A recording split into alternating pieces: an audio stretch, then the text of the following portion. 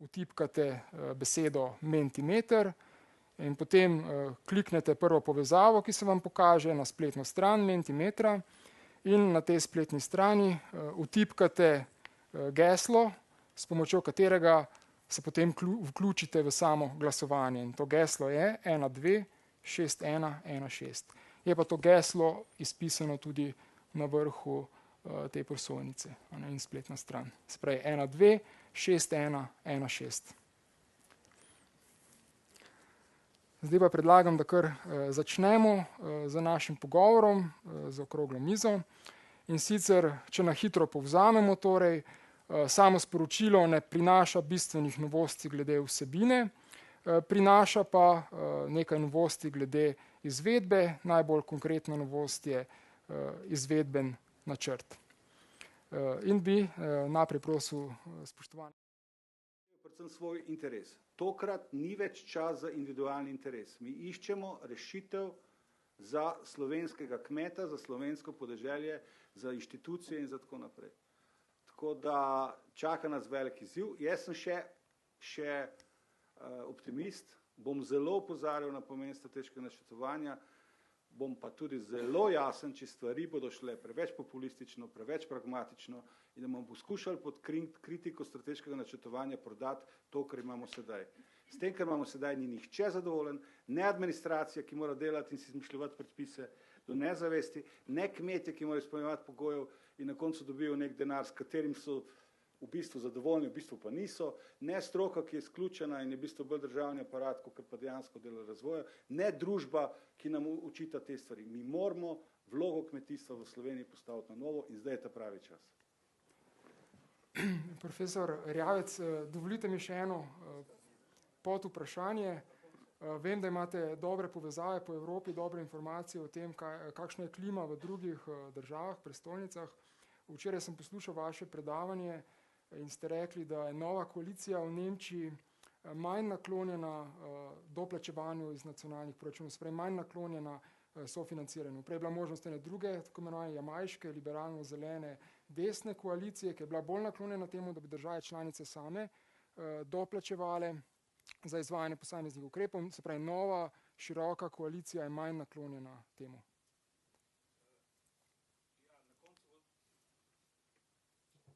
Na koncu bodo Nemci odločili, ali hočejo več plačati ali ne. In kar mene pogumlja je, in to je dober signal tudi za slovensko kmetijstvo, je to, da je v sporazumu, ki v nedeljo na kongresu socialdemokratov nemških ni padel, je zapisano, da ne bo sofinanciranja neposrednih plačil in da se bo ohranil ali pa se bo prizadevajo za ohranitev večjega proračuna, kar celo gre v nagib, ker je vsem jasno, ki znajo seštevati 1+1, da z 1% proračunom, 1% BNI-ja, bruto nacionalnega dohodka, vi ne morete financirati kmetijstva, kohezije, administracije, pa še varnost, zunanjo mejo, fiskalno unijo in vse, kar prihaja. Torej, brez tega dviga. In če je bil to pogoj Socialnih demokratov za vstop v koalicijo in če bo to šlo čez, potem bo verjetno ta zgodba, ki je bila v decembru še skoraj jasno, da bo manj denarja, še manj, da bo kmetijstvo najbolj nastradalo in da bodo poskušali uvesti sofinanciranje, kar pomeni, Nemci bojo svoje lahko plačevali, mi bomo imeli pa resne težave, ki bomo najeli tistih 50 milijonov ali kakorkoli že za sofinanciranje. Torej, ta informacija je zelo močna, je pa problem s Francozi, ne? Ki je pa Macron prvič, in danes zadnje 2 tedna lahko berete po evropskem tisku, je prvič sveto kravo kmetijstvo, kmetijsko politiko je pustil, jo ne brani več. Ne? Ampak jaz mislim, da Macron, če bodo Nemci šli na 1,1 proračun, ne bo jemal na kmetijstvo in vse zgodbe, ki so tudi denarja, da bi ti zdaj naenkrat, ne vem, na varnost, na vojsko, obrambno zvezo in tako naprej, zelo veliko denarja trošil ni. Torej, potrebe za nove denarje spet niso tako velike, da bi mogel na kmetijstvo jemati. Torej, kar se denarja tiče, sem jaz od prejšnjega tedna bistveno manjši pesimist, kot sem bil prej. Super. Hvala. Torej, gospod Zupančič, na vas bi naslovil naslednje vprašanje. Gotovo že veste, da bo v zvezi z neposrednimi podporami. Torej, prej sem že omenil, na enem od pogovorov, ki smo ga imeli v preteklosti, je bilo izraženo precejšnjo nezadovoljstvo za učinki neposrednih podpor v Sloveniji, se pravi v smislu, da v bistvu ne dosegajo nobenega od ciljev, ki jih želimo zasledovati. Hkrati s tem pa, ko smo dali na mizo možnost, da se bistveno preoblikujejo, tudi to se je zdelo, da ni sprejemljivo. Kako sami gledate na neposredne podpore in na možnosti za preoblikovanje, ki jih navaja to sporočilo komisije, in seveda se lahko pri tem navežete tudi na gesla, ki se izpisujejo zadaj, ne vidimo, samooskrba je za udeležence pomembno geslo. Ja, hvala lepa. Sam moram uvodoma reči, da skupna kmetijska politika bi bilo potrebno samo še nadgrajevati. Brez tega danes se ne moremo zamisliti in tudi bo šlo dejansko popolnoma v napačno smer. Enako prvi in drugi steber. Neposredna plačila. V preteklosti videli smo iz teh podatkov, ki je kazalo celo 60% prihodka na kmetiji v povprečju, nekje realnost je med 45 in 50.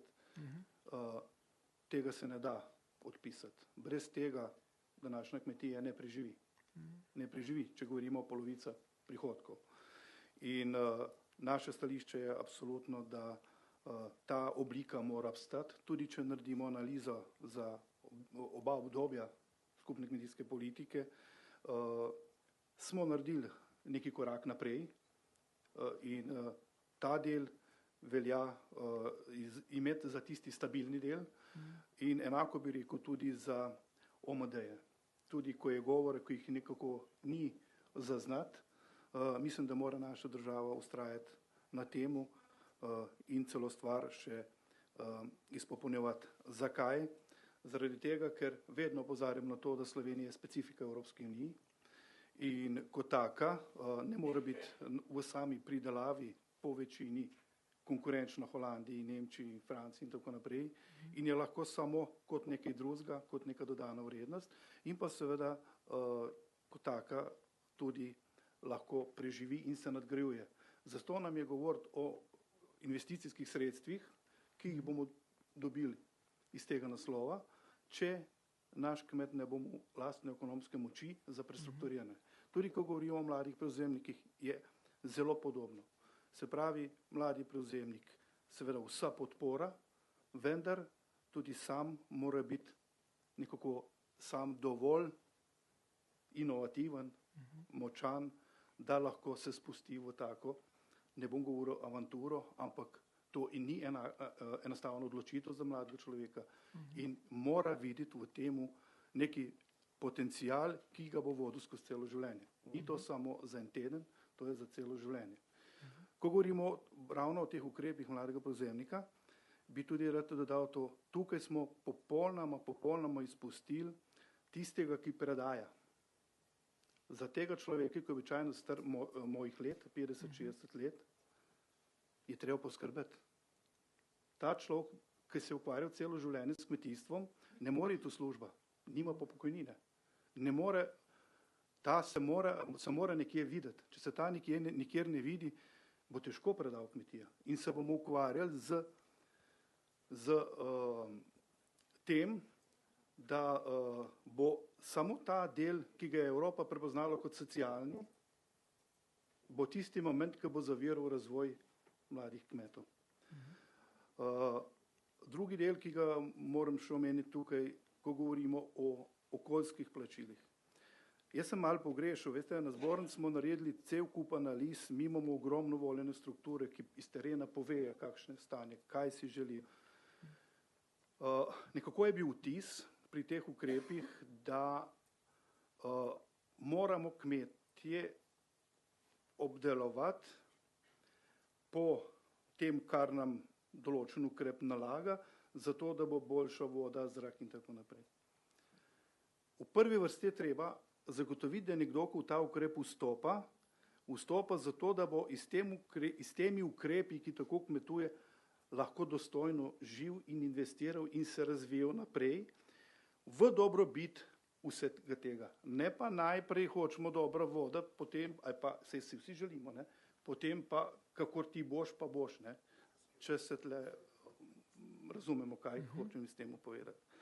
Kar se pa tiče tega, bom se nazaj vrnil, se pravi, ta sprememba, o kateri je bilo danes tu govora, pa tudi, ko je gospod Erjavec govoril, da je Evropska komisija dala te prvi signal, smernice državam. Vi nam pripravite, kaj želite imeti, potem bomo pa mi v tem kontekstu pa se že usklajevali naprej. To je in sicer zelo všečno in jaz verjamem, da je tudi Evropska komisija v tem duhu se nekako otresla tistih prvih razprav.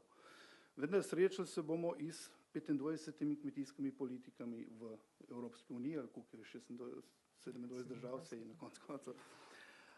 In seveda bolj nabor želja, kot pa realnih politik. Vsaj tako si jaz to vidim v tem trenutku, ker vsi bojo imeli za začetek bistveno večje oči, kot so možnosti. In kaj bo potem iz tega ratel, je zelo vprašljiva zadeva. Zato bi, pa še to, ne, nam je vržena ta žogca in mi, glede že po sami strukturi kmetijstva, ki imamo velike kmetije, še več pa majhnih kmetij, ki imamo hribovske, ravninske, nižinske, tak miks kmetij, bo težko najti konsenze v smeri, da bomo vsi rasli. In bojim se, da bo ta del najtežji v tej zgodbi, da se bomo vsi nekje videli. Ali pa na koncu, če rečem, če ne bomo vsi enako srečni, da bomo vsi enako nesrečni. In zaradi tega moram reči, da moramo iti tukaj silno previdno, iz ogromno diskusij in dati nekaj pravega iz roke. Jaz zdaj v posameznem ukrepu danes ni čas, da bom govoril. Mi na zbornici imamo pripravljen zaradi analiz, ki smo jih naredili iz prejšnjih obdobij, kaj bi bilo potrebno narediti, da bi bilo stanje boljše, bolj razvojno, bolj stabilno. In seveda s temi predlogi bomo tudi šli do vseh pogajalcev. Mogoče, če mi dovolite v zvezi s tem samo eno kratko podvprašanje. Če bi morali zdaj konkretno na hitro povzeti v zvezi z neposrednimi plačili, zakaj se zavzemate vi kot predstavnik glas slovenskih proizvajalcev v smislu aktivnih kmetovalcev, prerazporejanj med velikimi in majhnimi? Kaj je tisto, kar zagovarja? Glejte, neposredna plačila so neko stabilno financiranje ali pa stabilni dohodek, to je bil pravilno, stabilni dohodek, ki ne vpliva tudi takrat ne, ko se srečamo s podnebnimi spremembami, ko neko proizvodno popolnoma uniči narava. In v vseh drugih oblikah so to stabilno sredstvo v tem delu za obstoj kmetije. In pa tudi v tistem delu, ko imamo pa malo boljše stanje ali pa boljše razmere, pa tudi sredstva za razvoj. In jih vidim kot tista, brez katerih absolutno ne bi bilo, ne bo šlo vsaj v tem obdobju. Hvala. Gospod Damjan, naslednje vprašanje je za vas. Gospod Zupančič je precej že govoril o generacijski prenovi, o tem, da se pozablja na tiste, ki oddajajo kmetijo, a ne? Kako pa vi gledate z vidika tistih, ki prevzemajo kmetijo? Prej smo rekli, generacijska prenova je pomembno geslo tega sporočila, hkrati s tem pa so ukrepi prepuščeni v precejšnji meri državam članicam. Kaj vi vidite kot tiste ukrepe, tiste spremembe in na ravni skupne kmetijske politike in na ravni nacionalne kmetijske politike, ki bi omogočali hitrejši, bolj učinkovit prenos gospodarstva iz prejšnje na novo generacijo, seveda ob upoštevanju vidika solidarnosti, socialnih vprašanj in tako naprej? Hvala lepa za besedo in za zelo obširno vprašanje.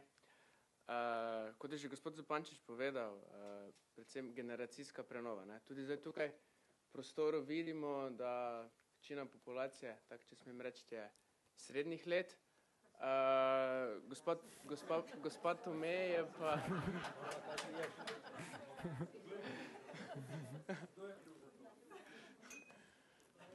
Vsi mi. Gospa Tome je pa v svoji predstavitvi oziroma predstavitvi Evropske komisije, vse posod, kjer so bili grafi, je bilo večinoma mlajša populacija predstavljena. Ne? Poudaril bi to, da skrb za starejše oziroma medgeneracijski prenos mlajša generacija ne sme imati kot nekaj samoumevnega. To, kar so pač starši ustvarjali, ni zdaj to pač prinešeno na pladnju, ampak je trdo prigarano delo in predvsem je potem ta prenos, kako mlajša generacija gleda na to, kar so njihovi predniki ustvarili, da bojo potem to zgodbo oziroma rast svojega domačega kmetijskega gospodarstva razvijali še naprej. Tu se potem seveda porajajo nadaljna vprašanja, kako potem z neko sinergijo razvijati vse te smernice vsakega kmetijskega gospodarstva posebej. Predvsem pa tukaj zelo močno apeliramo, da na tem mestu ni poglavitna odločitev samo kmetijska politika, ampak so še vse ostale politike, kot davčna, socialna, na katere smo mi v sodelovanju tako z ministrstvom kot z Kmetijsko-gozdarsko zbornico pripravi akcijskega načrta dela z mladimi kmeti že opozorili in tudi aktivno izvajamo te ukrepe za to, da bi vsi odločevalci prepoznali pomen mladih kmetov. Zelo pomembno se nam zdi, da se treba tudi zavedati, da marsikdo, ki vstopa v sektor, gleda na plačila iz strani skupne kmetijske politike, lahko tudi na špekulativen način. Prizadevamo si za aktivnega mladega kmeta, ki bo res razvijal svojo kmetijo in s tem tudi podeželje. Še kar pa je zelo, zelo pomembno je to, da mora politika res zasledovati cilje, da bo denar, ki je namenjen skupni kmetijski politiki, tudi v tem sektorju ostal. Hvala, pa če vas vseeno izzovem, recimo, kaj vidite kot en tak ključen, konkreten ukrep, ki je izvedljiv v srednjem roku, ki bi ga lahko naša država sprejela in ki bi pomagal, ki bi pospešil prenos kmetij, ki bi mladim prevzemnikom omogočil, da se hitreje, lažje razvijajo, odločijo za ta korak? Ja, predvsem to, kar je že gospod Zupančič povedal, ne. Starejše generacije ne bodo kar tako prepustile svoje kmetije svojim mlajšim, ker ni pač tukaj neke varovalke za njih. Ne. Pokojnine kmetijske so zelo, zelo nizke. Neke opcije so, da bi enostavno ustanovili mogoče podjetje, kjer bi mlajša in starejša generacija bila tukaj partnerja. Seveda pa enostavnih rešitev ni. Hvala. Gospod Virak, za vas je naslednje vprašanje. Torej, o verigah smo malo že prej govorili. Verige niso zelo priljubljena tema za Evropsko komisijo, so pa zelo pomembna tema za Slovenijo. Samo sporočilo neposredno ne naslavlja razvoja verig, je pa veliko posrednih elementov, od vprašanja konkurenčnosti, naložb, kakovosti potrošnika, pomena potrošnika in tako naprej. Kako sami vidite vlogo skupne kmetijske politike pri razvoju živilsko-predelovalne verige v Sloveniji? A je sploh pomembna, so pomembnejši nacionalni ukrepi na tem področju? Kako so sploh razvite verige v Sloveniji? Imamo dobre primere, ki bi jih bilo mogoče posnemati tudi na drugih področjih? Ja, hvala za tako kompleksno vprašanje. Ključne prioritete skupne kmetijske politike, kot so zagotavljanje prehranske varnosti, pridelava varne in kakovostne hrane z trajnostnim načinom oziroma na trajnostni način, absolutno podpiramo. Podpiramo tudi povečanje ozaveščenosti kmetijstva glede varovanja okolja, ekosistemske funkcije kmetijstva, potem večjo potrebo po inovacijah, prenosu znanja, povečevanje konkurenčnosti, kakor tudi z ene strani, ker je že danes bilo omenjeno, obljubljeno zmanjšanje birokracije. Od povečane vloge države članice, ki je bila tudi danes omenjena, ki bo lahko prilagodila seveda svoje ukrepe svojim značilnostim, pa absolutno pričakujemo nek pozitiven doprinos, predvsem pri večjem spodbujanju povezovanja v slovenskem prostoru, ki nam absolutno manjka. Tu bi lahko, na primer, če pogledamo ostale članice, imajo že praktično to povezovanje dokaj na višjem nivoju, pri nas je to šele v povoju. Ne smemo pozabiti, da je specifika našega kmetijstva so majhne kmetije, v povprečju 6,8. Torej, s tem, ko imamo majhna kmetijska gospodarstva, imamo tudi večjo ranljivost teh kmetijskih gospodarstev napram podnebnim spremembam, cenovnim tveganj, potem ekstremnim vremenskim dogodkom, na katere so ta majhna kmetijska gospodarstva posebej občutljiva. Moram povedati, da nas pa skrbi, da neposredna plačila niso proizvodno vezana plačila. Kajti z tem, da niso vezana, da so nekako je to vezana plačila v ozadju, imamo občutek oziroma ne pričakujemo povečanja kmetijske proizvodnje v slovenskem prostoru. Še bolj je potem tudi ta govor o omejevanju skupnega obsega plačil na prejemnika, sicer da upamo, da bo tu šlo ob upoštevanju stroškov dela, ki bi bili upoštevani pri tem, in pa ta uvedba degresivnih plačil za velike. Namreč velika kmetijska gospodarstva so namreč danes primeri nosilcev razvoja. In ti nosilci razvoja so tudi vzor za neke vrste te agroživilske verige, ki jih najbolj pogrešamo v slovenskem prostoru. Naprimer, jaz prihajam iz Panvite in lahko povem, da Panvita ima praktično že nekih 10-12 letno tradicijo agroživilske verige in je lahko kot neke vrste vzor ali pa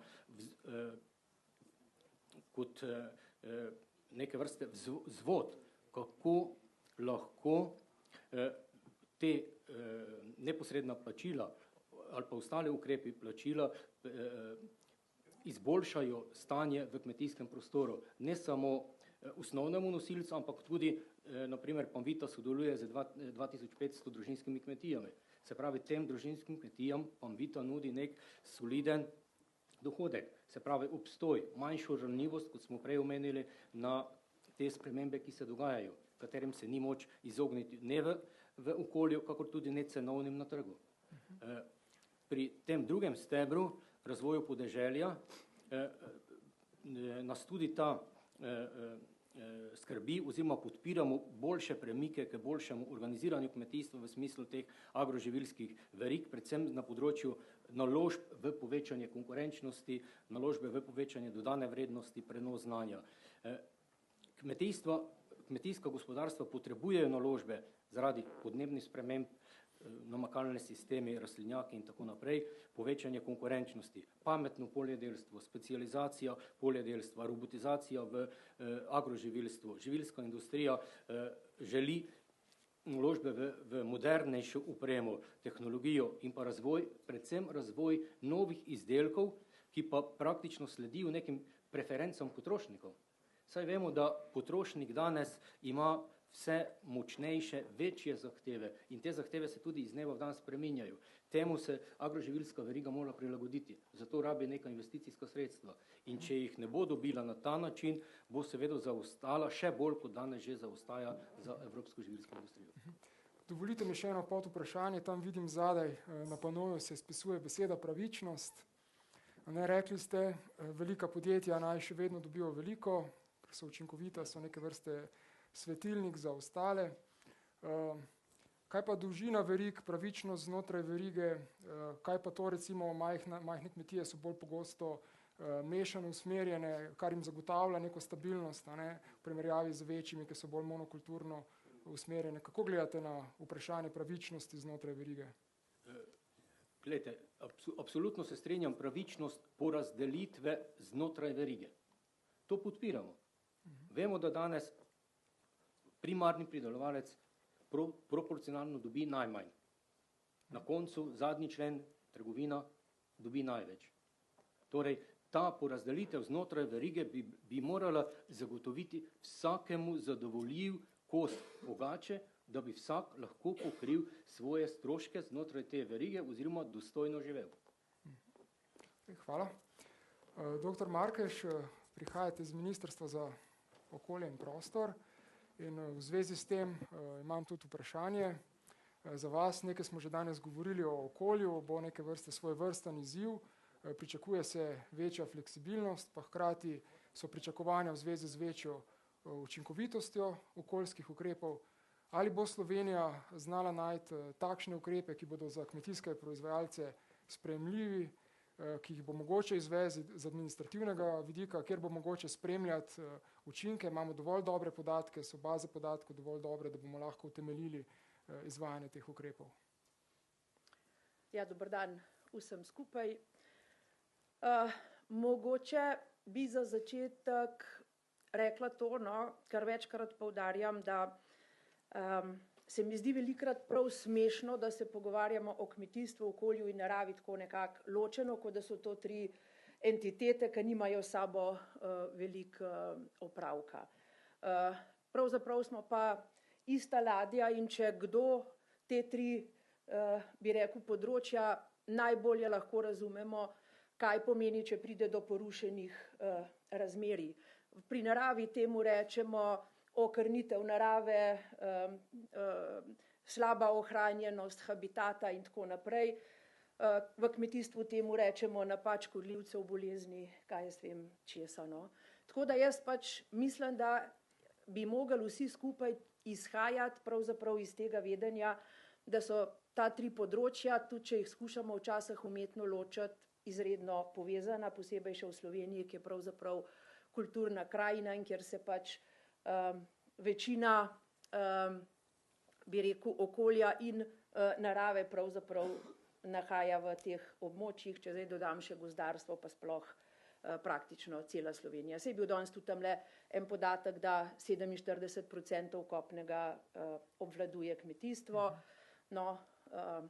narava je pa potem tudi na enem pomembnem delu ali pa okoljski vplivi. Tako da mislim, da je to ena taka zadeva in kako bi rekla, danes je bilo večkrat rečeno, integrirati okoljska in naravska in ta vprašanja v kmetijsko politiko. S tem se v Sloveniji pravzaprav ukvarjamo, odkar imamo Evropo in odkar smo se, ali pa tudi že prej, in odkar smo se pač odločili, da skušamo tudi okoljsko in naravovarstveno politiko voditi preko obstoječih politik, se pravi integrirati v kmetijsko, v gozdarsko politiko in tako naprej. Skratka, to je en model, ki ga jaz mislim moramo zagovarjati.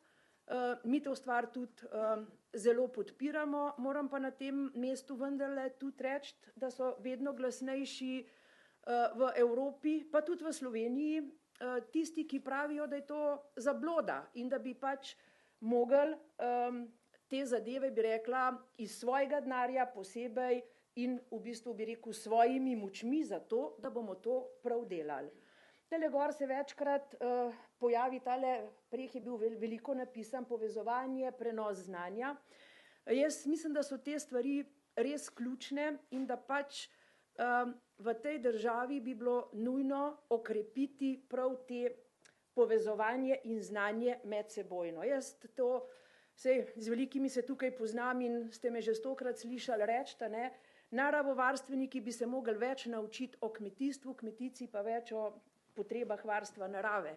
Pravzaprav čist samo iz tega razloga, da si lahko vsak svojim znanjem pomagamo, ne vem, z ustreznimi tehnologijami, ki jih danes tudi že imamo, z ustreznimi kmetijskimi praksami in tako naprej, olajšati to, čez kar danes šimfamo. To se ne da, se ne da, spet ste si nekaj izmislili. Pravzaprav že odkar smo sprejeli nov PRP začetku leta 2015, se pogovarjamo o tem, kaj je narobe. In v bistvu bi rekla, da smo zdaj v tem času že opravili tudi z področja okolja in varstva narave eno zelo pomembno debato v tej državi okrog doseganja ciljev, ukrepov in tega za novo obdobje. Jaz upam, da bomo iz tega kaj pripeljali v to zgodbo.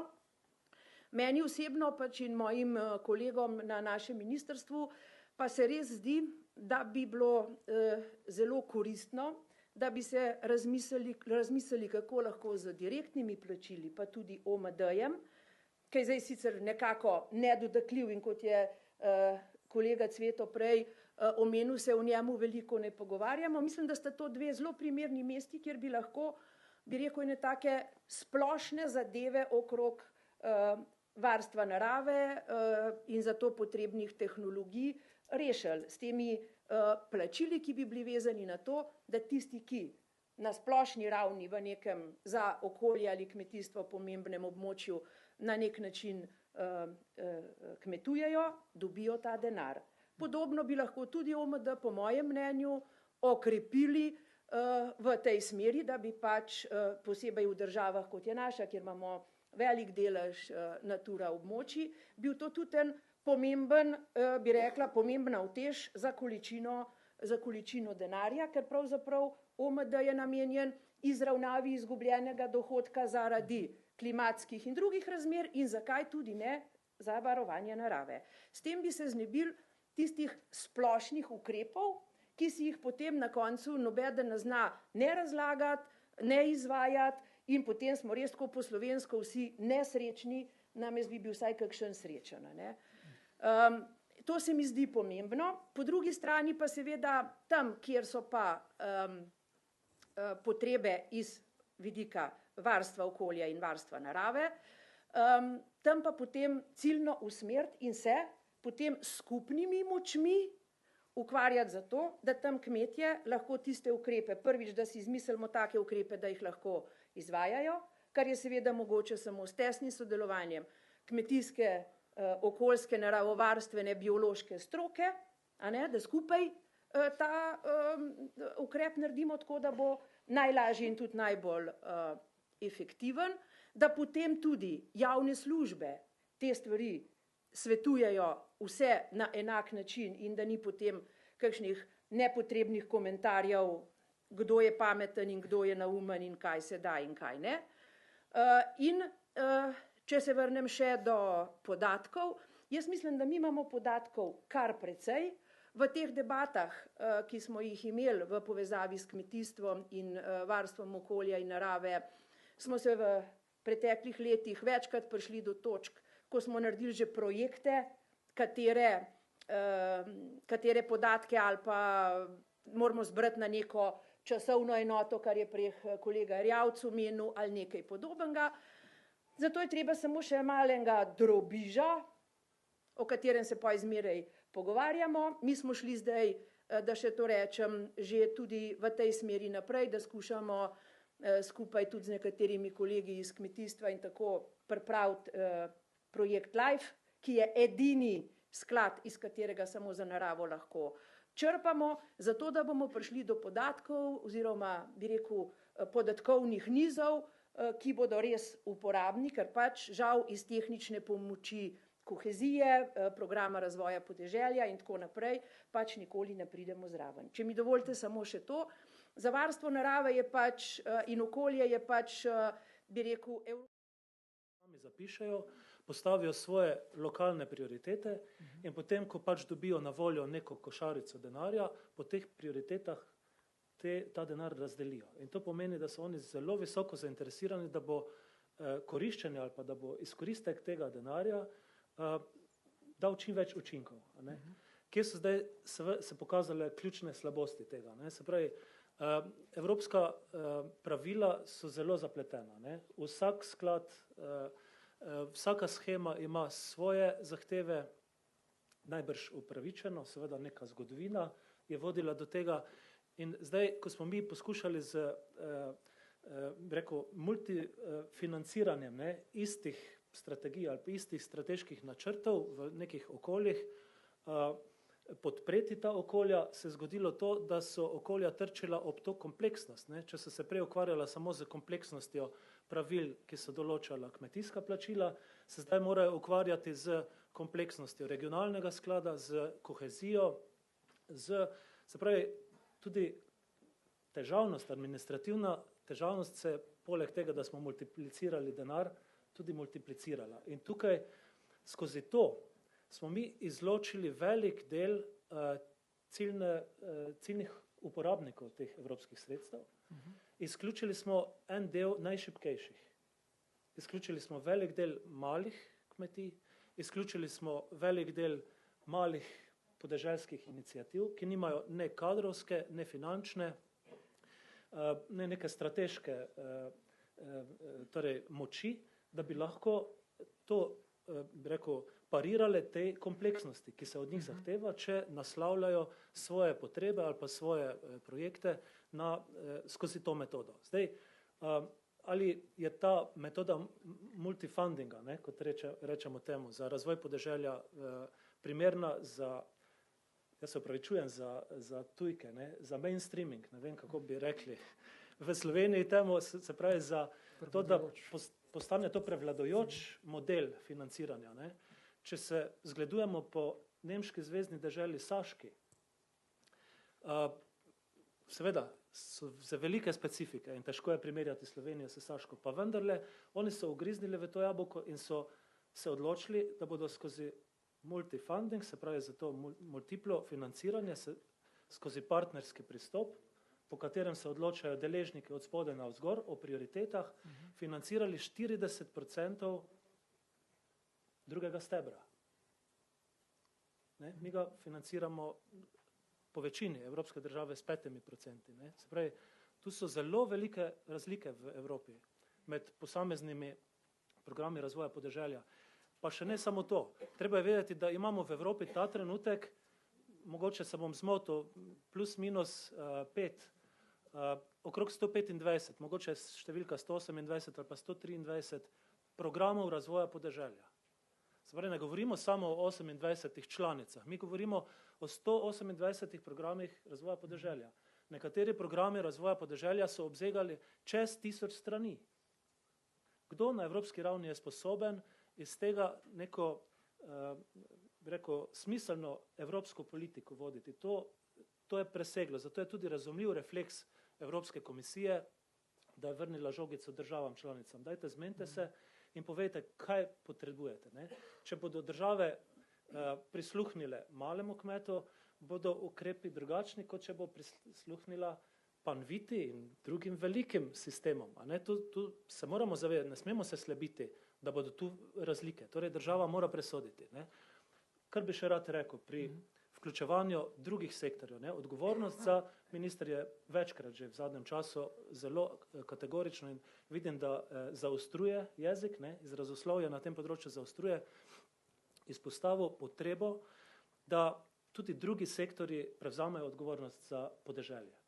Mi se danes pogovarjamo pretežno o kmečki populaciji, ampak podeželje je veliko več kot samo kmečka populacija in odgovornost za to podeželje prevzema zdaj v resnici pretežno kmetijski sektor in to ni prav. To se vsi strinjamo s tem. Najbolj, bi rekel, največji, ne moremo reči krivec, ampak tisti, ki se je najbolj prefinjeno izmuznil iz te zgodbe v prejšnjem programskem obdobju, je bilo Ministrstvo za delo in tako naprej, in socialno. Enostavno, kot da se njih ne tiče podeželja. Oni imajo svojo politiko, oni so kot neka država v državi, ki imajo izjemno zahtevno problematiko, ampak oni bi morali stopiti skupaj z Ministrstvom za regionalni razvoj, SVRK-jem, Ministrstvo za kmetijstvo in ostalimi in se pogovarjati o tem, kako bomo naredili preprostejši, tudi šibkim skupinam bolj dostopen program financiranja iz večjih skladov skupaj. Mi vidimo v Evropi že primere dobre prakse. Švedi so pristopili k temu multifundingu na ta način, da so oblikovali en vodilni organ, en management z enim finančnim skladom. Ne glede na to, da se napaja iz regionalnega, iz kmetijskega, iz socialnega sklada. To se pravi, v Evropi obstajajo primeri dobre prakse, nič drugega ni treba. Ekipa se lahko zapelje gor, oni so zelo odprti, bodo povedali, kako oni to delajo, ni brez pasti, tudi ta model ne, ampak tukaj nas čaka veliki izziv, da naredimo ta preskok in poskušamo pritegniti tudi druge resorje v v prispevek k kvaliteti življenja na podeželju. Tu imamo še samo to, pa zaključim, to težavo, če bo Evropska komisija, pa tudi države, če bodo izključno pristopale, kar se zdaj da čutiti, ne, v vseh sestankih, ki jih imamo po Bruslju in nasploh, funkcionalno, ne, se pravi, izmerimo, kakšne učinke bo kateri ukrep imel na prihodnost naše družbe, ne, in ga potem temu primerno financiramo ali pa podprimo. Razvoj podeželja se ne da meriti. Kvaliteta življenja, kakor jo merimo danes, ponuja izkrivljeno sliko. Tega se moramo zavedati in če bomo šli samo na kvantificiranje teh učinkov in merljivost teh učinkov, bomo spet naredili krivico morda najšibkejšim, morda nekim členom družbe, ki jih ta trenutek ne moremo niti misliti. Ne? Se pravi, zgodili se nam bojo neki premiki, katerih si v bistvu ne želimo. Ne? Treba se jih je pa zavedati. To bi vas še vprašal glede kolektivnega pristopa. Rekli ste, veliko število majhnih kmetij, administracija je prekompleksna za vsakega od njih, da bi prijavljal to vrstne projekte. Obstajajo uspešni modeli povezovanja več majhnih, ko gre za prijavljanje projektov. Recimo to ni relevantno samo z vidika razvoja podeželja, ampak tudi z vidika okolja. Samo sporočilo omenja možnost kolektivnega pristopa v smislu, da več kmetij poveže svoje naravne vire in potem v zameno pričakuje določeno kompenzacijo. In vidimo tudi zadaj, povezovanje se izpostavlja kot pomembno geslo in to najbrž ni mišljeno samo v vertikalnem, ampak tudi v horizontalnem smislu. Jaz bi se tukaj vrnil na izvajanje profesorja Erjavca. Poglejte, upam si trditi in verjetno me bodo številni potrdili, tudi tukaj v auditoriju ali pa tudi kje druge. Naša največja priložnost in hkrati najšibkejša točka je povezovanje. Tukaj imamo največji potencial, zgodovina nas uči, torej če študiramo slovensko zgodovino, nas uči, da smo sposobni sodelovanja. Zadnjih 20-25 let ni bilo pravih stimulacij. Se pravi, sistem, ki smo ga zaživeli, ki smo ga uspešno adaptirali, ni najbolj naklonjen temu. Ne?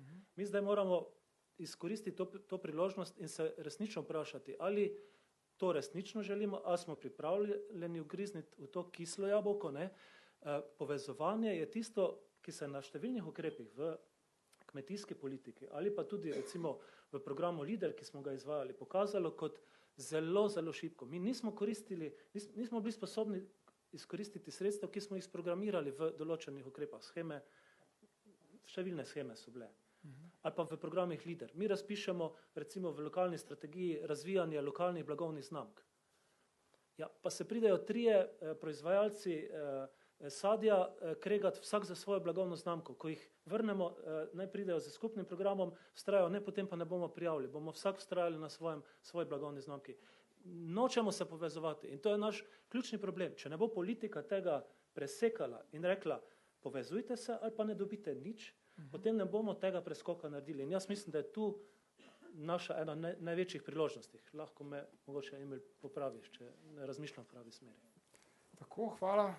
Torej, zdaj smo zaključili ta strukturiran del pogovora. In sedaj seveda ste na vrsti vi, spoštovani udeleženci, da sami postavite vprašanja, komentirate. Ne pozabimo tudi, da imamo z nami še vedno predstavnico Evropske komisije, ki bo na voljo za odgovore in je seveda tudi povabljena k svojim komentarjem. Z nami so tudi predstavniki Ministrstva za kmetijstvo. Hkrati s tem pa spreminjamo tudi naš Mentimeter, torej na voljo bo novo vprašanje povezano z prioritetami, torej zdaj boste lahko glasovali glede ponujenih prioritet, katera se vam zdi najpomembnejša za skupno kmetijsko politiko po letu 2020 in seveda takrat, ko bodo udeleženci okrogle mize in ostali komentirali vaše vprašanja, bodo lahko vključili tudi rezultate Mentimetra, se pravi klimo vašega mnenja v zvezi s tem, kaj bo pomembno po letu 2020. Zdaj pa kar izvolite mikrofoni, tu spredaj imamo vprašanje. Ja, dober dan. Feri Kučan, kmet iz Prekmurja. Jaz bi pa postavil za gospod iz Brusla in pa za vso omizje eno poglavitno vprašanje, kdaj bo hrana dobila pravo vrednost. Ker mi se večkrat srečujemo z komentarji, da se v Evropi zavrže toliko tisoč ton hrane, da je presežek hrane, jaz pa mislim, da hrana nima prave vrednosti. Zakaj nima prave vrednosti? Da mora reševati socialni problem cele Evrope, to ni naš problem kmetijstva. Kaj bi pa jaz kot kmet rad v tem naslednjem perspektivnem obdobju? Da mi je pokritost moj strošek pridelave z subvencijo ali pa brez, da v verigi, kot je gospodarska zbornica, pa trgovska zbornica, imamo jasno izdelana razmerja, da moj največji razredni sovražnik je gospodarska zbornica za svojimi podjetji, potem pa trgovska zbornica, da to rešimo za vse večne čase in pa da mladim omogočimo, da spodobno živijo na kmetijah. To je moj komentar pa vprašanje. Hvala lepa. Še, lahko vzajemo še nekaj vprašanj, pa potem... Eno zadevo bi rad povedal. In pa da v Sloveniji spostavimo zdrav kmečki zadružni sistem. Da ne gradimo toke, pa ne vem kaj, ampak rabimo članski pravi zadružni sistem, kjer bo vsi zainteresirani kmetje, člani in skozi zadrugo peljali svojo dejavnost. To sem mislil. Hvala lepa. Hvala. Še, tam zadaj, vprašanje. Ja, hvala za besedo. Branko Tomažič, kmet, Državni svet Republike Slovenije. Da, vsi smo nezadovoljni z obstoječo SKP politiko, kot je rekel dr. Erjavec. Vendar jaz mislim, da smo bili v pripravi zadnje perspektive kmetje postavljeni na stran in premalo slišani. In zato je temu tako, ker kmetje smo imeli, ali pa bi lahko rekel, kmetijske združenje kmetov ali pa kmetijsko-gozdarska zbornica, jasne predloge, dobre predloge, vendar nismo bili uslišani. Morda, kot je rekel dr. Erjavec, so bili uslišani strici iz ozadja in zato je stanje tako.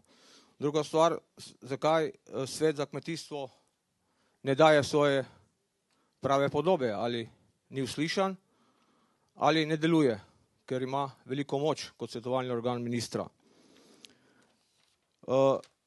Prihodnost preskrbe s hrano in kmetijstvom in kmetijstva. Mislim, da večji poudarek mora biti na samooskrbi, pridelavi hrane, ker vidimo, ker nismo v to ciljnost šli z ukrepi, nam samooskrba pada. Vsi ukrepi naj imajo cilj povečanje samooskrbe, ukrepi naj se ne izključujejo, ampak dopolnjujejo, nadgrajujejo. Ker smo tako naravovarstveno usmerjeni in morda smo dali v preteklosti preveč vsem tem organizacijam ali samostojnim posameznikom. Jaz sem tudi pravim, kakšenkrat hobi program ali pa mali kmetje, ki imajo večji vpliv kot organizacije kmetov ali pa kmetijsko-gozdarska zbornica, nam stvari so ušle iz rok in niso dobro zastavljene. Neposredna plačila se borimo že dolgo časa, da naj dobi kmet, ki obdeluje, kmet, ki prideluje hrano. Zakaj to kršimo načela Evropske unije? Pa tudi najbrž ne spoštujemo zakonodajo naše agencije, ki tudi tukaj piše. Morda je aktivni kmet samo floskula, zato da, žargon, da lahko neposredna plačila dobivajo tisti, ki so samo lastniki. Tukaj mislim, da gre na veliko škodo kmetu in podeželju in ne nazadnje, največja škoda pa je, da s tem pada samooskrba. Ker vemo, da te zemljišča se tako ne obdelujejo in zelo me moti, da reče profesor, doktor, kuhar, kmetje mulčijo naravo. Ne, kmetje obdelujejo naravo in kmetje pridelujejo hrano. Razpisi ne smejo biti kampanjski, ampak razpisi ne bojo odprti, da se lahko kmetje prijavljajo. Ne da določeni kmetje, mladi posebno, izpadajo, zato ker niso pravi čas razmišljali o primopredaji, o prevzemu kmetije. Kot sem rekel, že omejiti neposredna plačila navzgor, ker drugače mali dobijo premalo in ne nazadnje lahko tudi razmišljati, da damo večje neposredne plačile tistim, ki se res ukvarjajo z pridelavo hrane. Hvala. Hvala. Še kakšno vprašanje oziroma pobuda? Tudi pobude so dobrodošle. Torej, kmetijska politika je zaradi vseh vas in zdaj je priložnost. Izvolite. Jože Očko, Kmetijsko-gozdarska zbornica, delam na področju mladih kmetov in sem tudi te teme dotaknil.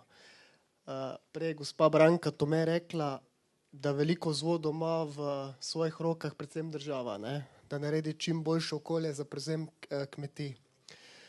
Kmetijsko-gozdarska zbornica, Ministrstvo za kmetijstvo in Zveza podeželske mladine pripravlja akcijski načrt. V tem akcijskem načrtu je ravno teh 32 točk, ki nekako pomaga pri prevzemu kmetije in olajša neko boljše okolje mladim kmetom.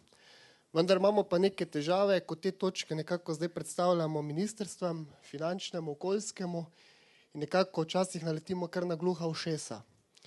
Tako da mogoče z tega mesta pozivam tudi vse ostala ministrstva, da nam prisluhnejo in pomoč ostalim inštitucijam in da to okolje pripravimo čim boljše za mlade kmete. Pa še eno stvar. Jaz trdim celo, da je ukrep mladi prevzemnik v tem programskem obdobju dober. Zato ga mogoče samo nagradimo za naslednjo obdobje, ampak ne obrnimo ga pa na glavo, tako kot smo naredili v prejšnjem obdobju. In takrat nam je izpadlo 800 mladih kmetov, ki kmetujejo, vendar zaradi nekih spremenjenih pogojev ne morejo kandidirati. Tako da ta program nadgradimo, ne obračamo ga pa na glavo. Hvala. Hvala. Še eno vprašanje lahko vzamemo, pa potem. Branko Majerič, kmet. Jaz bi pa gospod iz Brusla poprašal, videli smo ogromno grafov, kako izgleda kmetijstvo v Evropski uniji, pa me zanima, ker je osnova kmetijstva zemlja. Kako Evropa gleda na upravljanje z tlemi, z tistimi, ki so ključna za pridelovanje hrane? Kakšna je lastniška struktura zemljišč v državah članicah? Koliko je tistih držav, ki še imajo zemljišča v svoji lasti, ali so ta zemljišča, ki so namenjena kmetijstvu, vsa že sprivatizirana in so v lasti individualnih lastnikov? Namreč, nesocialno je tudi to, da prihaja danes, pa prihajajo severnoevropski kmetje v Romunijo pa v Bolgarijo na 3, 4, 5 tisoč hektarov kmetovati, zato, ker so na tistem delu Evrope že naredili velike, da bom rekel kaj, izkoristijo prostor, naravo, vodo, čez nekaj časa pa bodo odšli in pobrali dobiček. To znotraj Evrope ni pošteno. In pa zelo zanimivo bi bilo vedeti, koliko hektarov kmetijskih zemljišč v Evropski uniji se na letnem nivoju pozida in se izgubi trajno za pridelavo hrane. To se pravi, koliko tistih hektarov je, na katerih mi stojimo in ki so osnova za nas, da lahko kmetujemo. Mi v Sloveniji smo tako mali, da je to naš osnovni problem. Mogoče nekatere države imajo manjšega. Hvala. Hvala. Zdaj pa mogoče čas, da poslušamo en krog odgovorov. Mogoče naprej predstavnica Evropske komisije. Mikrofon je na poti. Hvala lepa. Hvala za vprašanje, za komentarje. Veliko je bilo naslovljenih, se mi zdi, na odločevalce v Sloveniji. Jaz bi komentirala na prvo vprašanje oziroma na prvi komentar, ki je bil, kdaj bo hrana dobila pravo vrednost. Zelo zanimiv je in upam, da je to veliko ljudi opazilo, da je prvič imamo dokument, ki je nastal na Generalnem direktoratu za kmetijstvo, ki je za 7-letno prihodno kmetijsko politiko, ki omeni hrano v naslovu. Prej je bilo vedno skupna kmetijska politika, bilo kmetijstvo, kmetijstvo, kmetijstvo. Zdaj pa prvič prihodnost preskrbe s hrano in kmetijstva. Tako da hrana dobiva na pomenu. V tem smislu prepoznavanja po eni strani zagotavljanja preskrbe s hrano, po drugi strani pa tudi to, in mislim, da je bilo tudi to zdaj izpostavljeno v nekaterih komentarjih, da si potrošnik želi raznovrstno hrano, zdravo hrano, skratka, da je hrana čez dalj bolj visok pri prioritetah ljudi. da je hrana nekaj zelo pomembnega za naš dobrobit, za zdravje, pa za vsak dan. Ne? Kdaj bo hrana dobila pravo vrednost? Razprave v Evropski uniji že zelo dolg časa trajajo. V tem smislu, da je treba, v prehranski verigi ta pač mogoče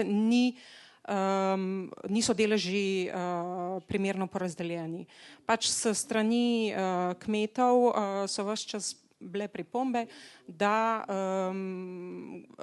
je kmet na začetku dobi najmanj, medtem ko vsi deležniki, ki so kasneje v verigi, poberejo svoje. Na strani Evropske komisije je šel najprej razmislek na to temo, da je treba prepustiti tistim, ki so v verigi, da se med sebojno pogovarjajo in da pridejo do nekega dogovora, kako porazdeliti vrednost v verigi. Ampak potem je Evropska komisija ustanovila eno delovno skupino, ki se je redno sestajala v Bruslju, kjer se je to razpravljalo, debatirali, kaj narediti, kako narediti, not so bili vsi deležniki, torej vsi, ki so v prehranski verigi. In v končni fazi je bil rezultat, da je v bistvu treba poseči z neko zakonodajo na evropski ravni. In to zakonodajo ima Evropska komisija v načrtu jo predstaviti marca. Tako da jaz sama ne vem, kaj bo v tej zakonodaji, tako da ne morem nič napovedati, ampak torej razmišljak je šel v to smer, da je treba poseči z določenimi ukrepi v to, ker samo od sebe očitno zadeva ni dosti dobro funkcionirala oziroma je pač prišlo v vseh teh razgovorih, ki so bili opravljeni, v vseh teh posvetovanjih je pač prišlo do tega, da je treba neko zakonodajo na tem področju. Potem bi se pa še dotaknila vprašanje, ki je bilo konkretno postavljeno meni, vprašanje v zvezi z kmetijskimi zemljišči. Jaz žal pač takih podatkov nimam. Tako da na ta vprašanja pač ne morem odgovoriti, koliko zemljišč je v privatni, koliko je v državni ravni lasti, koliko zemljišč se izgubi vsako leto. Podatki o tem, koliko je kmetijskih zemljišč, seveda na ravni Evropske unije so. Samo jaz žal tovrstnih podatkov nimam pri sebi, tako da žal ne morem tega komentirati. Lahko pa bo Emil malo razložil, tako da to bi jaz zaenkrat rekla. Hvala. Hvala. Morda zdaj nadaljujemo s panelisti po istem vrstnem redu kot prej. Bom pol nadaljeval tukaj, ki je kolegica ostala. Zelo pomembno vprašanje ste odprli, torej viri, proizvodni viri so eno ključnih stvari v kmetijstvu, torej zemlja, kapital, vode, so vsi naravni viri in seveda človek. Žal komisija za polovico ali pa večino teh virov ne zbira podatke, ker ni bil predmet kmetijske politike, ker se kmetijska politika ukvarjala predvsem z trgi. Pa kaj se dogaja, pa presežki in tako naprej. Tako da šele zdaj se uveljavlja in v zadnjih 2 letih je tendenca, je kar nekaj pobud na ravni Evropske komisije, da te podatke pridobivajo, ker ugotavljajo, da seveda ne moreš ti se z razvojem ukvarjati, če nimaš tudi popolne slike o zemljiški zakonodaji in o teh stvareh. In to je pomembno vprašanje in jaz mislim, da se ga morajo tudi naše strategije nove dotakniti. Zdaj samo vprašanje, koliko je to zdaj z evropskimi sredstvi in koliko ne. Podobna zgodba na področju znanja. Ključno za razvoj kmetijstva so ljudje. Usposobljen, izvežban kmet, mlad, ki zna kmetovati, ki ima dovolj sredstva in tako naprej in levo desno in seveda ves podporni sistem. Ali je to zasebni, ali so to podjetja, ali so države, ali iz države izhaja in tako naprej. Tudi o tem ni veliko podatkov. Nekaj projektov, ko se to občasno zbere in zanimiva zgodba je, da so razlike v Evropi izjemne. V kakovosti oblikovanja in posedovanja znanja na ravni posameznih članic in seveda prenos do kmeta.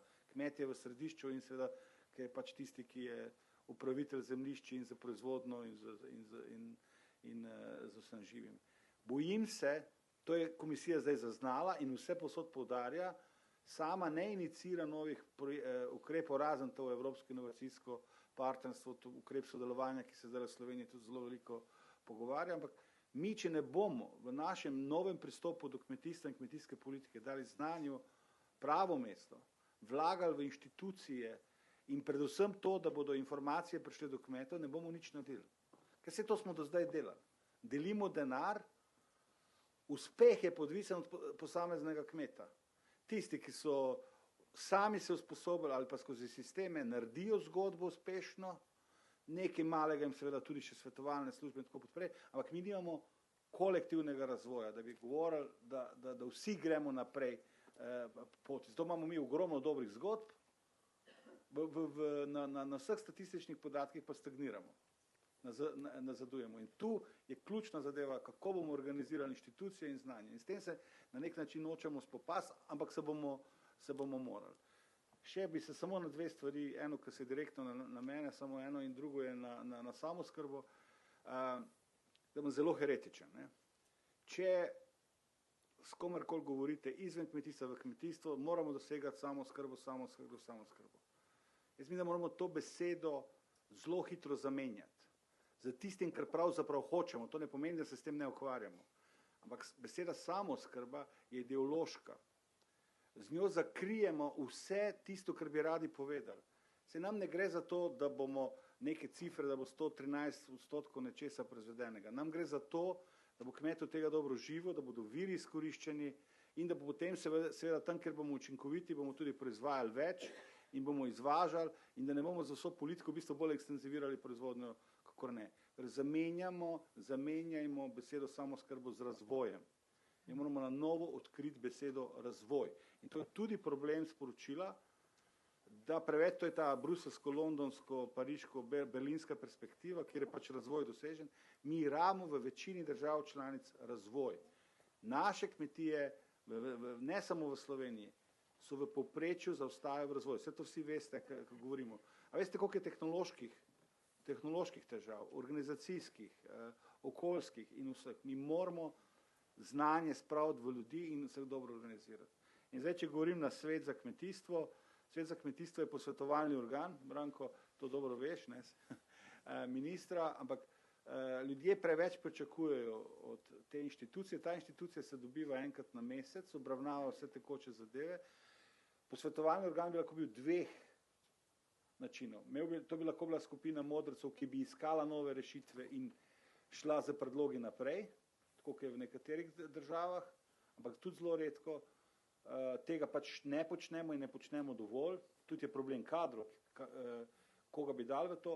Naša ima to drugo dimenzijo posvetovanja, ko pridejo ključne inštitucije slovenskega kmetijstva, od zbornice, zadružne zveze, do, bom rekel, kmečkih žena in mladih kmetov in tako naprej, kjer povejo svoje mnenje o predlogih. In mi usklajujemo ta mnenja in poskušamo na ta način neko soglasje in nek napredek doseči.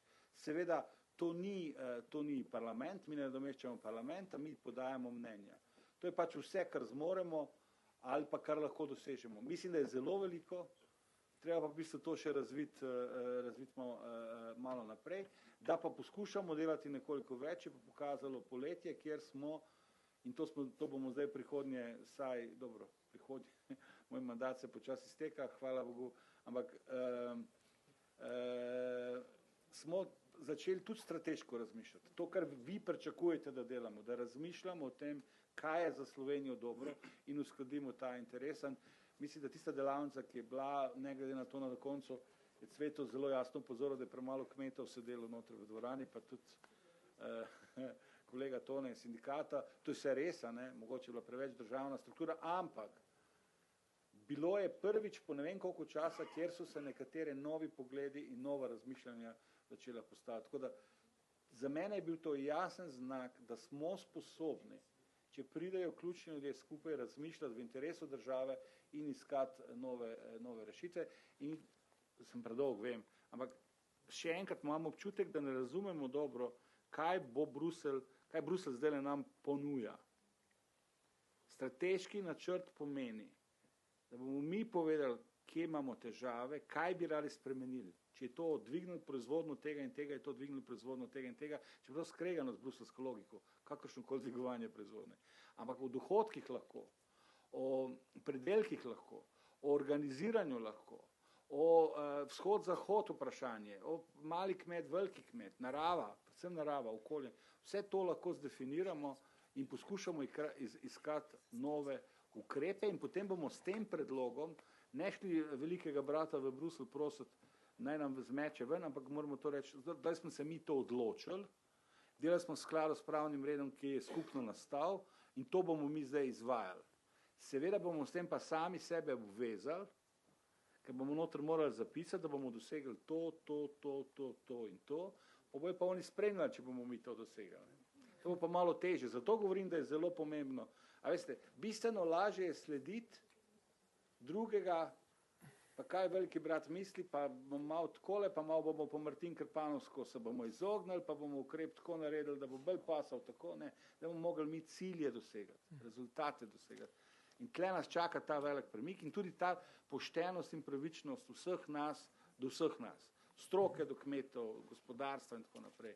In treba bo tudi nehati to mali, veliki podjetja, uni, drugi, tretji, vsi smo Slovenija.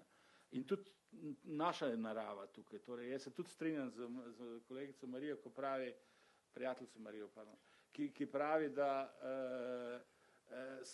je kmet najboljši naravovarstvenik, seveda, ko zna in zmore in ko je usmerjen v to. Kmet sam po sebi ne dela škodo. Lahko dela škodo tudi zaradi drugih vzrokov in treba to v bistvu zadeve vedeti. Ja, žal vam moram zastaviti eno kratko vprašanje, ki smo ga dobili od tistih, ki opazujejo prenos v živo od doma in sicer vas ena od teh, ki opazujejo, sprašuje, kdo konkretno je odgovoren za vzpostavitev sistema prenosa znanja. Torej, kdo je tisti, ki je za to odgovoren? To spa ti. To je pa najboljše vprašanje v zadnjem desetletju. Mogoče je kakšna tvoja študentka. Ker bi zelo hitro ugotovili, da ni nihče odgovoren. Ker v bistvu tlele moramo najprej še odločiti, kdo je odgovoren. Odgovorni so vsi partnerji v znanju, mi morali za to v bistvu kreirati neko to odgovornost. Ker nekdo deluje v sistemu srednjega šolstva, nekdo je na univerzi, javna služba svetovanja, podjetja imajo svoj razvoj in tako naprej. Vse te dejavnike, seveda pa kmete posebej, bi treba spraviti v to alianso, v to zvezo za razvoj, kjer bomo mi odgovorni, da bo v Sloveniji več znanja in bo razvoj. Torej, zdaj seveda spet je posplošil, spet je ni nič povedal in tako naprej. Ja, tudi jaz sem odgovoren, sem na funkciji prodekana za raziskave na biotehniški fakulteti in vidim svojo vlogo, da krepimo sodelovanje z vsemi inštitucijami in se borimo za znanje. Hvala, gospod Zupančič. Tudi za vas je eno vprašanje od tistih, ki gledajo preko spleta in sicer v zvezi z proizvodno vezanimi plačili. Torej, zakaj država s tako nizko samooskrbo nima večjega deleža proizvodno vezanih plačil. In pa če se navežemo še na Mentimeter, kot vidimo, trenutno vodi dohodkovna odpornost med prioritetami, se pravi po mnenju tistih, ki so tukaj, je dohodkovna odpornost ključna prioriteta po 2020. Ja, hvala lepa za vprašanje. Tudi sam sem prav to hotel izpostaviti, se pravi, to je odgovor, ki ga bomo vedno najdli, se pravi, večje dohodkovno stabilnost. O tem sem tudi prej govoril, da več ali manj je slovensko kmetijstvo v tistem delu, ko govorimo, kakšen premik mora narediti, koliko teh je sposobno tak premik narediti. To je zdaj tisto vprašanje, na katero se moramo najprej odgovoriti, potem pa iti tudi s politiko v tej smeri. Zakaj o tem govorim? Vrnil se bom še nazaj. Tako nerad, zdaj nimamo še tega skupne ovojnice sredstev, smo rekli, govorimo o neki, skoraj bi rekel, megli. In velika izziv bo pogajalcev, da dosežejo tisti minimum, ki ga mi potrebujemo, drugače se bo treba zavedati, da bo ogromen pritisk na našo oblast, na našo vlado. Kajti brez tega ne bo šlo, bomo stagnirali. In zaradi tega se mi zdi to tako pomembno v tem delu. Proizvodna vezana plačila so bile za zbornico vedno izziv, na katerega smo najbolj pritiskali, da so neminovno potrebno tudi za to, da plačilo dobijo tisti, ki delajo, ki nekaj proizvajajo. Ne tisti, ki pač samo pač naredi eno delo za to, da je plačilo dano. In iz tega izvirajo tudi vsa ta vprašanja, ki so jih tukaj prisotni tudi dal. Se pravi, neposredna plačila, če ste bili pozorni, ja, potrebna, nujno potrebna, vendar komu? Ali je to tisti, ki dela, ali je to tisti, ki jih samo koristi? Veliko vprašanje, potreben odgovor. In pa še ena stvari bi se dotaknil. Gospa iz Brusla, no, se ne morem spomniti, Branka Tome, ja, se opravičujem, je govorilo o hrani. Glejte, meni se skozi kaže slika dvojnosti o hrani. Imamo govor o hrani, ki je predmet življenja, nujni vir za preživetje, in pa o hrani, ki je kvaliteta življenja. In ona je govorila, Evropa govori o tisti hrani, kvaliteta življenja, ki je nekaj več. Tista, ki je pa mačken manj kot za vsadzga, ali pa ki je najnižji nivo, tisti pa dela kmetijskim pridelovalcem velik problem. Ker je nizkocenovna hrana tisti segment, kjer noben kmet ni zanimiv. Če prideluješ nekaj, česar je na trgu ogromno, si nezanimiv. In zato je težna predvsem po tem delu nadstandardni, se pravi bolj kvalitetna hrana, domača in tako naprej. In v tej smeri se bolj išče za Slovenijo poti, kakor pa v smeri te druge hrane. Ne? In tako da jaz mislim, da tle so dve stvari zelo različne in ne vem, jaz mislim, da Slovenija kot specifika države mora še večji poudarek dati temu, kaj je naše. Ne glede, jaz sem razumel tisti stavek samooskrbe, in pa kadar se govori o samooskrbi, se govori o hrani, ki je naša, ki je drugačna, ki je boljša, ki je... Glejte, v Avstriji se to ne zgodi. Glih prej sem se z mno pogovarjal, ali se ti kot kmet pojaviš v Celovcu na tržnici. In rekel, ne, dokler je eden avstrijski kmet v Celovcu na tržnici, jaz ne bom prodal nič. To je, jaz ne trdim, da je to 100%, ampak če 80% resnica, smo na slabi poti. In v tej smeri je treba iskati tudi ukrepe za prihodnost. Hvala. Hvala. Gospod Damjan, na Mentimetru ne vidimo mladih, se zdi, da jih ni z nami. Izvolite. Res je. Zdaj sicer res nisem videl, kaj so še druge opcije, bro, ker nimam vklopljeno. Mladi, se pravi, generacijska prenova je tisto, kar manjka. Torej še enkrat se izkazuje realnost, ne, s katero se soočamo. Govorimo o generacijski prenovi, ko pa do tega pride, da bi se tudi mladi mogli malo bolj opredeliti glede tega, pa pač žal je to realnost. Zdaj, zakaj je temu tako, zakaj noben ni izpostavil tega, verjetno najboljše bo auditorij sam povedal, zakaj so drugim dali prednost, ker tudi ne vem, kaj so pač 4 osebe mislile pod drugo. Bi se pa potem navezal na vprašanje gospoda Kučana, hrana za pravo ceno. Jaz mislim, da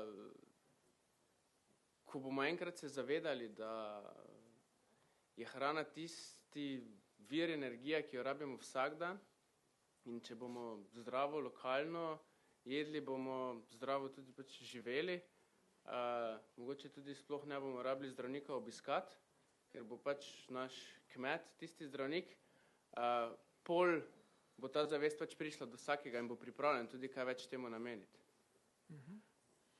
Hvala. Gospod Virak, nekaj vprašanje je bilo tudi za vas.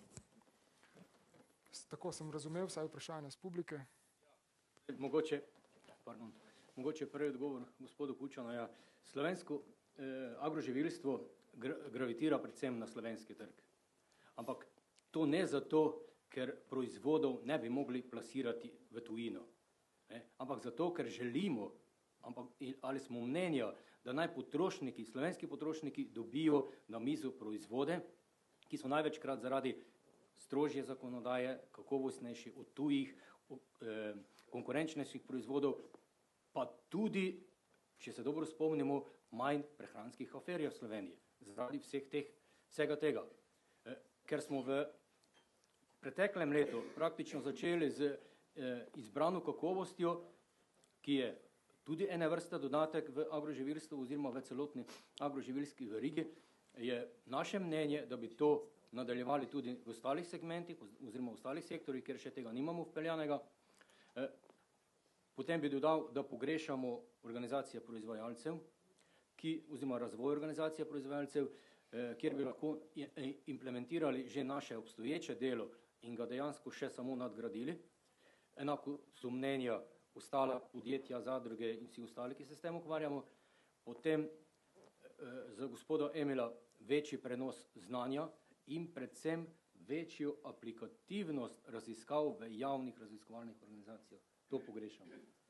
In za konec mogoče finančni instrumenti, če bi že bili, verjetno ne bi dosegli takega učinka, kot dosežejo nepovratna sredstva v deležu investicijskih sredstev. Kajti vemo, da kakršenkoli finančni instrument bo vplival na višjo lastno ceno in s tem bomo v tej naši revni ali pa manj konkurenčni Sloveniji še bolj nekonkurenčni. Če pa bo ohranjeni delež nepovratnih sredstev v investicijskih sredstvih, je jasno lastna cena izdelka nižja. Hvala. Dr. Markeš, vi še kaj dodali? Ja, mogoče bi se odzvala na tole glede mladih kmetov. Mi je prišla ena misel. Mi smo v preteklih 2-3 letih večkrat dobili očitek, da pravzaprav z okoljskimi ukrepi največ problemov povzročamo tistim mladim kmetom, ki se odločajo na novo pač ali pa na ene druge načine pravzaprav kot njihovi predhodniki kmetovati. In pač zdaj slišim, da delate nek akcijski načrt, sama sebe in moje kolege povabim k temu akcijskemu načrtu, da pač te stvari malo razmislimo, da vidimo, kje so težave in na kakšen način lahko pač prispevamo, ker jaz verjamem, da veliko zapletov, ki jih imamo, pa sodi v tisti prenos znanja in vedenje, kaj pravzaprav želimo doseči. In če zdaj gledam tale mentimeter ali kaj, ljubi Jezus, jaz to še izrečem komaj, ampak mi je prišla taka misel, tale veriga vrednosti, ki je sicer menda po 4 letih, ker nisem več samo v kmetijstvu, sploh nisem razumela, kaj točno naj bi pomenila, to pomembno ali manj to verigo, ampak jaz vedno to verigo res zelo razumem, bi kaj še unih 9 iz varstva okolja, pa 8 iz podnebja prištela, pa tudi mlade kmete, ker tudi ta veriga vrednosti brez vsega tega pravzaprav ne more dobro živeti, še manj pa preživeti. Tako da pač, če se malo pohecam, tale spraševanja so seveda zmeraj majhen, jih lahko interpretiramo, ampak meni se zdi res pomembno, da v vse te verige pravzaprav vključimo tudi razmišljanje ne samo dohodka kot takega, ampak da smo ta veriga predvsem tudi ljudje in v kmetijstvu še toliko bolj iz različnih področij. Hvala, gospod Šoster, še vi. Aha, so še vprašanja, mogoče še en krog vprašanj, pa potem, ja, še en krog vprašanj, spredaj pa tam.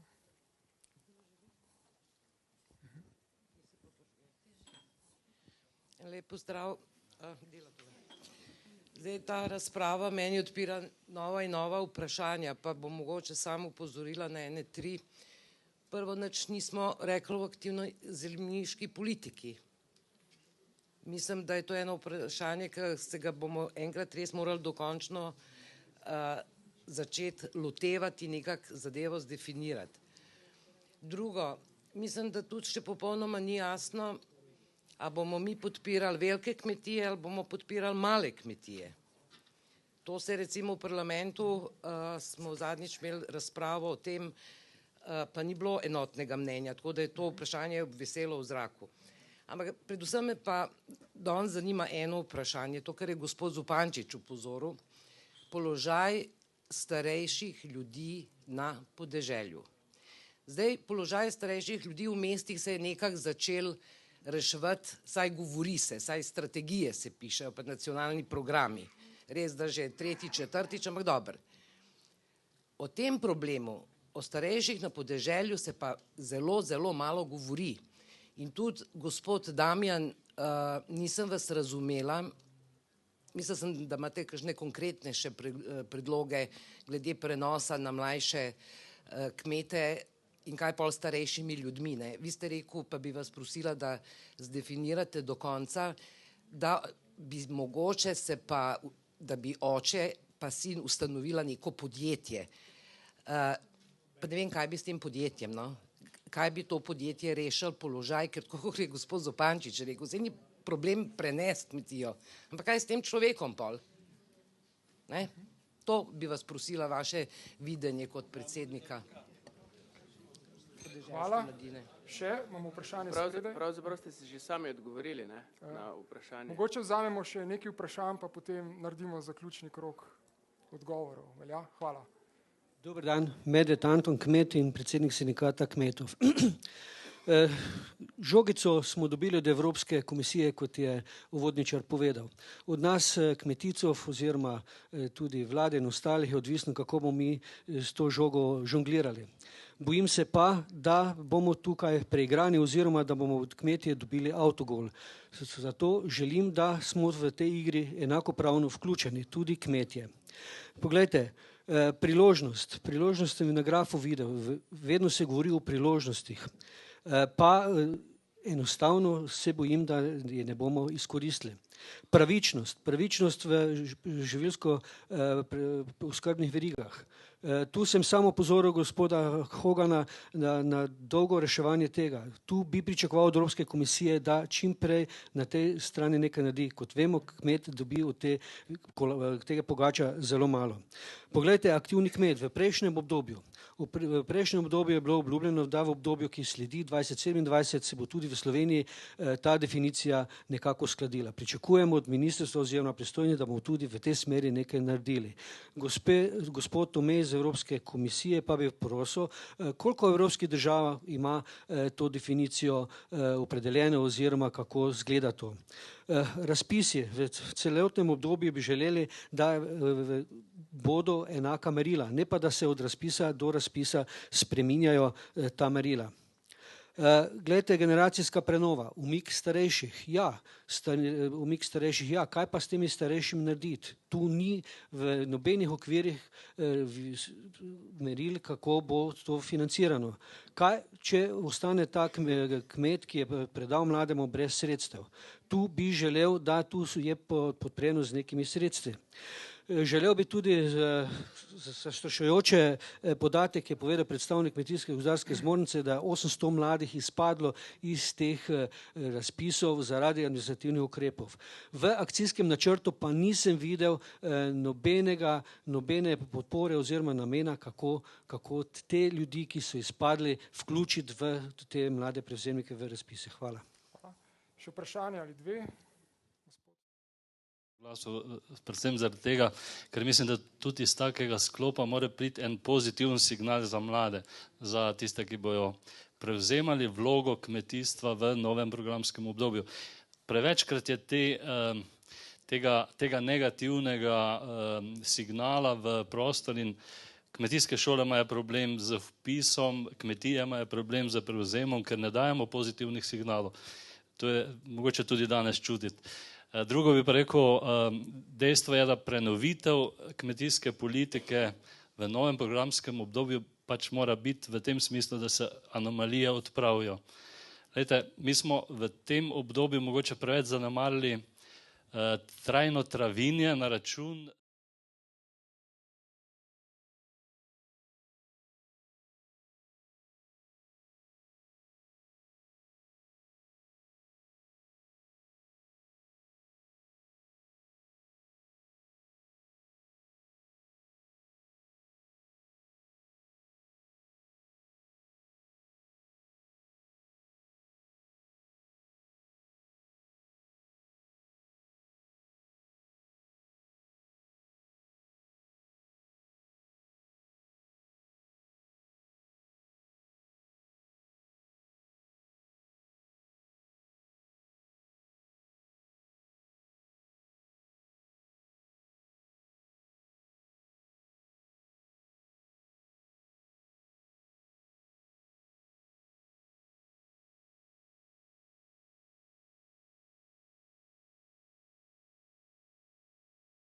vprašanje imamo tukaj.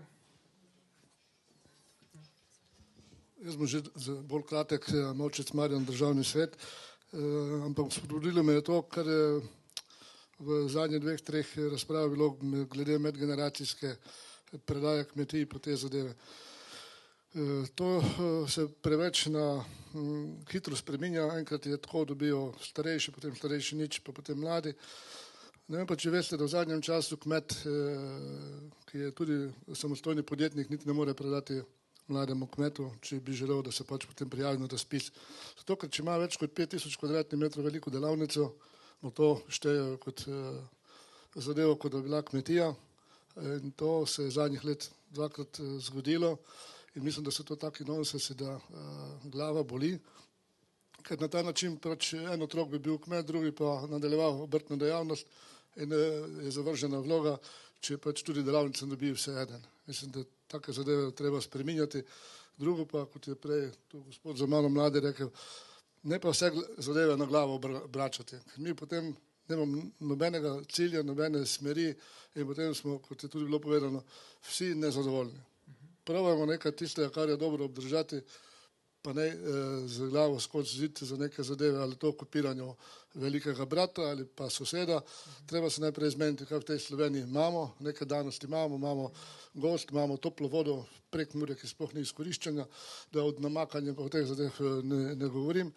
Te resurse dajmo na mizo in potem na to lepimo tisto, kar je pač možno in to je državniška politika, če ne upošteva resursov v osnovi, ki jih imamo, potem je pač zgrešena bilo, kako je lahko neki kratki rok uspešno. Hvala, vzamo še eno vprašanje, potem pa zadnji krog odgovorov. Torej nekaj vprašanj smo dobili tudi še po spletu, ampak vidim, da predstavniki ministrstva že odgovarjajo, to so bolj konkretna vprašanja. Ja, jaz bi pa opozorila, da razmišljamo tudi za ženske na podeželju, tudi takrat, ko se govori ali tako o mladih ali pa starejših, kajti jaz mislim, da odločitev, da pride ženska na kmetijo, je zelo pogumna in je nekako treba dati tudi kakšno spodbudo, kajti kmetija brez, bom rekla, nežnega spola najbrž dolgoročno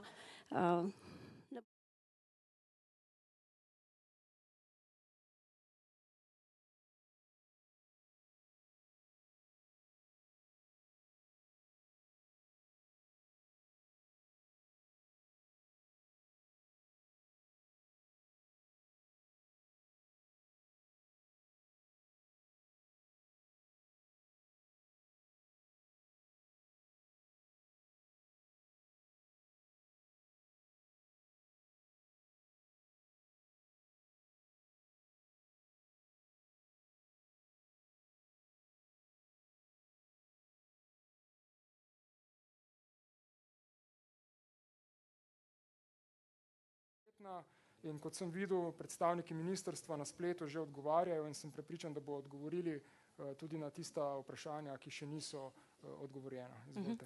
Ja, hvala. Jaz bi samo glede aktivnega kmeta. Torej, dikcija aktivnega kmeta je v evropski zakonodaji. Pač od, torej za zadnje obdobje in je torej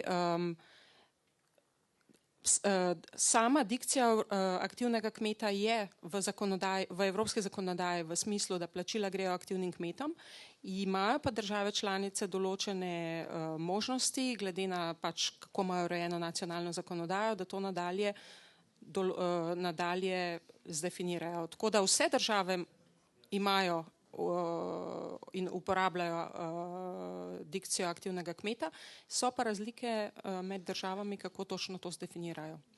Hvala. Naši panelisti, kdo želi še besedo za kak zadnji odziv, odgovor, komentar?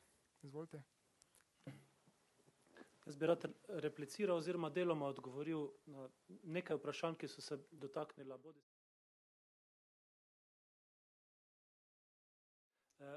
pa tudi povezal to z nekaterimi, se pravi, partnerskimi pristopi, ki se že porajajo kot pilotni modeli na podeželju, pa še niso prevladujoči, ne, se pravi, so bolj izjeme kot pravilo. Vstop Evropskega socialnega sklada v to financiranje, vzporedno financiranje razvoja podeželja iz večjih evropskih skladov bi bil tukaj zelo dobrodošel. Mi Slovenci smo se temu izognili, tukaj je že zelo konkretno, lokalne razvojne strategije imajo te ukrepe, se pravi socialne ukrepe na podeželju predvidene v svojih lokalnih strategijah, vira pravega pa ni. In tukaj bi Evropski socialni sklad zelo bil dobrodošel partner skozi Ministrstvo za delo, družino in socialne zadeve. To je prva stvar. Druga stvar, skozi ekonomsko-socialni odbor v Bruslju prihaja zelo jasno sporočilo, da želimo na podeželju v Evropi dati večji poudarek delitvi sredstev po principu od spodaj navzgor. Kaj to pomeni? Od spodaj navzgor v lokalnih okoljih nastajajo lokalne razvojne strategije, ki se delijo po principih partnerstva, kjer nastopajo zasebniki iz ekonomskega sektorja, kjer sedijo za isto mizo tudi predstavniki javnega življenja, se pravi javne institucije, predstavniki znanja in civilne družbe. Ti morajo sprejeti konsens o tem, katere so prioritete, kot sem že prej rekel. In če damo večji poudarek tem prioritetam, bomo tudi veliko močneje vplivali na kvaliteto življenja na podeželju, h kateri morajo prispevati tudi ostali sektorji. Želja je, da bi se iz 5% proračuna premaknili na 15% in to je seveda vse evropska, ne bom rekel zahteva, ampak želja, katero upam, da bojo tudi večina države sledile. Upam, da tudi v Sloveniji. Hvala. Še kdo želi? Gospod Damjan, vi ste bili zvani prej. Odgovoril na vprašanje glede podjetja. To je zgolj ideja, kako bi bilo možno v neki formalni obliki zagotoviti varnost med obema generacijama. Okay. Hvala. Kot drugo pa, gospod Medved, ko ste izpostavili še za mlade kmete iz prejšnjega obdobja, žal, tako kot je gospod Očko že povedal, so se merila spremenila. V novem programskem obdobju so bila pač nova pravila. V sklopu akcijskega načrta pa mi z ukrepi želimo pomagati vsem mladim kmetom. Torej, ali so to, ker po naši definiciji pomeni mlad kmet vsak član kmetijskega gospodarstva od 18. do 40. leta, ki dela na kmetijskem gospodarstvu.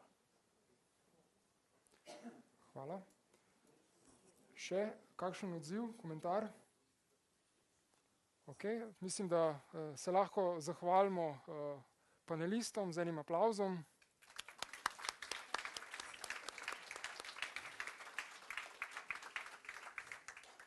In sedaj predajam besedo državni sekretarki, magistrici Tanji Strniša, zato da povzame zaključke današnje predstavitve sporočila.